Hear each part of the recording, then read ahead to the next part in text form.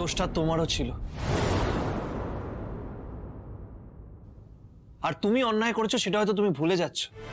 অন্যের দিকে আঙুল তুললে বাকি আঙুলগুলো নিচের দিকেই থাকে।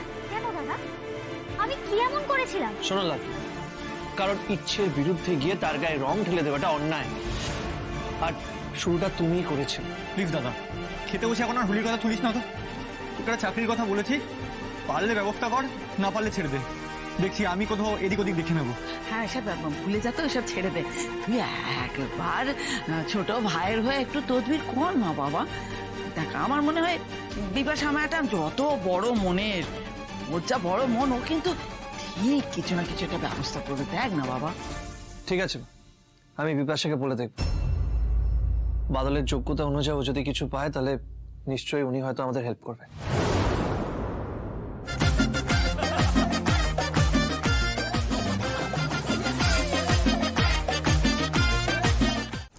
চিৎকার করব, বেশ করব। এক্সকিউজ মি, এটা একটা ভদ্রলোকের বাড়ি, সব জায়গায় সবকিছু মানায় না। তুমি আমাকে ম্যানেজ শেখাচ্ছ? হ্যাঁ, তুমি যেটা করছো সেটা অন্যায় করছো সতীশ। তুমি এটা করতে পারো না। আমি করতে পারি না, আমি করতে পারি না। তুমি ঠিক করে দেবে আমি কি করতে পারি আর করতে পারি না। বিয়ের পর কি আমাকে তোমার দাস হয়ে থাকতে হবে? লিসেন মিস্টার সতীশ চ্যাটার্জি, একটা কথা ভালো করে শুনে রাখো, আমি অন্য 10টা মেয়ের মতন নই যে তুমি যা বলবে সেই সব শুনে সহ্য করে কেন থাকবো। আমি সহ্য করবো না।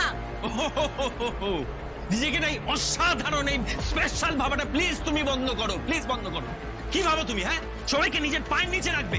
হ্যাঁ, এত কিসের অহংকার তোমার? সতীশ, আমি যদি সত্যি কথা বলি না, তোমার প্রচন্ড গায়ে লাগবে। তোমার কোনো যোগ্যতা ছিল না আমার মতন মেয়ের তোমার জীবনে থাকার। কি বলতে চাইছো? তুমি কি দয়া করে আমাকে বিয়ে করেছো? ইয়েস, অফ কোর্স, আমি তোমাকে দয়া করেছি। Shut up! একদম চুপ করো। সত্যি কথা বললাম বলে গায়ে লাগলো, তাই না? নেহাত আমি তোমার প্রেমে পড়েছিলাম সতীশ, আমি তোমাকে বিয়ে করতে চেয়েছিলাম। তাহলে তোমার কোনো যোগ্যতা ছিল না যে তুমি বিপাশা চৌধুরীর লাইফে থাকবে। আচ্ছা, তাহলে কেন তখন পাগল হয়েছিলে? কেন আমার প্রেমে পড়েছিলে বলো? Tell me. আমার ব্যাড লাক সতীশ, আমার ব্যাড লাক যে আমি তোমার মতন একটা মানুষের প্রেমে পড়েছিলাম, তোমাকে চোখ বন্ধ করে বিশ্বাস করেছিলাম। তাহলে এখনো না চোখটা বন্ধ করে রাখো, আর ভালো করে শুনে রাখো। আমার সাথে থাকতে গেলে আমার কথা শুনে চলতে হবে। যদি পোষায় থাকো, নয়তো বেরিয়ে যাও।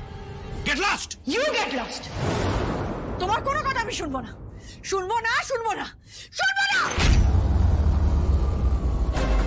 আমি জানি তোমার লেট হচ্ছে, চলো আমি তোমাকে নামিয়ে দিচ্ছি। আমার গাড়ি আসছে, তুমি চলে যাও, কষ্ট করে আর আমাকে ড্রপ করতে হবে না। আমি জানি তোমার লেট হচ্ছে। আচ্ছা, আমার সঙ্গে গেলে কি তোমার খুব অসুবিধা হবে? হ্যাঁ হ্যাঁ, আমি লোকেশনে দাঁড়িয়ে আছি, আপনাকে যেটা বললাম। ঠিক আছে, আপনি তাড়াতাড়ি আসুন, আমি ওয়েট করছি। একে তুমি দাঁড়িয়ে আছো কেন? তুমি যাও, বললাম তো চলে যাও। বাহ, তোমার অফিস থেকে গাড়ি পাঠাচ্ছে নাকি? মানে অবাক হচ্ছ কেন কথাটা শুনে? না মানে অবাক হওয়ারই তো কথা। তোমার বস তোমাকে গাড়ি দিতে পারে, অথচ আমার বস একদিন আমাকে লিফট দিলে কপালে এত ভাঁজ পড়ছে কেন তোমার? না মানে ভাঁজ কেন পড়বে? মানে এর আগে তো এরকম কখনো দেখিনি। তোমার বস তো তোমায় কখনো আনতে আসেনি, তাই প্রশ্নটা করলাম। কি জানো তো রাজ, আমরা না অনেক কিছুই আগে দেখি না, ভাবি না, কিন্তু আমাদের আস্তে আস্তে অভ্যেস করে নিতে হয়। এই যেমন না, অনেক কিছু আমিও দেখিনি, আমিও ভাবিনি, কিন্তু এখন সময়ের সাথে সাথে ভাবতে হচ্ছে। আচ্ছা শোনো না, তুমি না ব্যাপারটা অন্যভাবে নিচ্ছ। এর আগে তো তোমার বসকে কখনো আমি তোমাকে পিক করতে আসতে দেখিনি, তাই এই প্রশ্নটা করলাম। না, আমিও বুঝতে পারছি না একটা কথা রাজ, তোমার বস তোমার বাড়িতে ঢুকতে পারেন, তোমার বেডরুমে ঢুকে যেতে পারেন, অথচ আমার বস আমাকে একদিন লিফট দিলে এত কেন প্রশ্ন? হ্যাঁ বুঝতে পারছি না শ্রী, মানে তুমি আমার বসের সাথে নিজের বসের তুলনা করছো। কেন তুলনা কেন করতে পারবো না? মানে তোমার বসের কি আলাদা করে দুটো হাত পা বেশি আছে যে তুলনা করা যায় না? দেখো, হাত পা বেশি নেই, কিন্তু মন আছে। তোমার বসের গায়ে হাত তুলেছিলাম, কি করেছিল? আমাকে লক আপে পাঠিয়ে দিয়েছিল।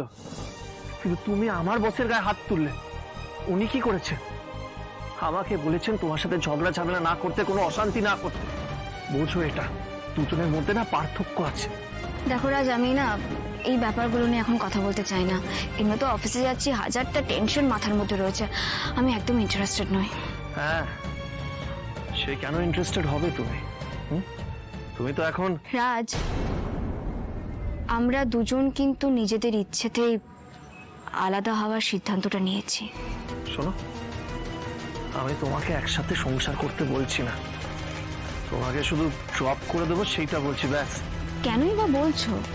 আর দেখো রাজ, আমি চাই আমাদের দুজনের আলাদা হওয়ার পথটা এখান থেকে শুরু হোক। এমনিতেই আমার দেরি হয়ে যাচ্ছে রাজ। মানে এখানে দাঁড়িয়ে থাকলে কি তাড়াতাড়ি হবে? সতীশ আসছেন, একটু ট্রাফিকে আটকে গেছেন, এক্ষুনি পৌঁছে যাবে। বাহ শ্রীপা, ওই সতীশ তোমাকে অফিসে নিয়ে যেতে পারে, কিন্তু আমি তোমাকে অফিসে ড্রপ করতে পারি না। ওই না, সত্যি খুব বদলে গেছো শ্রী, আমার কিছু বলার নেই। ভালোবেসে ওকে বিয়ে করেছিলাম, এখন এই পুরো ব্যাপারটা আমি কি করে সহ্য করবো? দেখো রাজ, পারতে তোমাকে হবে, কারণ তুমি জোর করে কাউকে আটকে রাখতে পারো না। আর আটকে রাখলেও জোর করে তো কারো ভালোবাসা পেতে পারো না তুমি। কিন্তু আমি যে ওকে আজও ভালোবাসি, এটা কি শ্রী বুঝতে পারছে না? না রাজ, সে বুঝতে পারে না, কারণ ওর মন এখন অন্যদিকে। তুমি ওকে ভালোবাসলেও, তুমি ওটা বুঝলেও ও তোমাকে বুঝতে পারে না, কারণ ও তোমাকে গুরুত্ব দেয় না। সে জীবনে এখন তুমি গুরুত্বহীন। আর এটা তুমি যত তাড়াতাড়ি বোঝো তোমার জন্য ভালো, না হলে শুধু তুমি নিজে কষ্ট পাবে রাজ। এখন আমি কি করব? আমার যে কিছুই মাথায় আসছে না। দেখো রাজ, একটা স্টেপ তুমি নিয়েছো, ডিভোর্সে। ডিভোর্সটা ফাইনাল হয়ে গেলে তুমি নতুন করে তোমার জীবন শুরু করো। না না বিপাশা, এটা এটা এটা সম্ভব না। কেন সম্ভব না?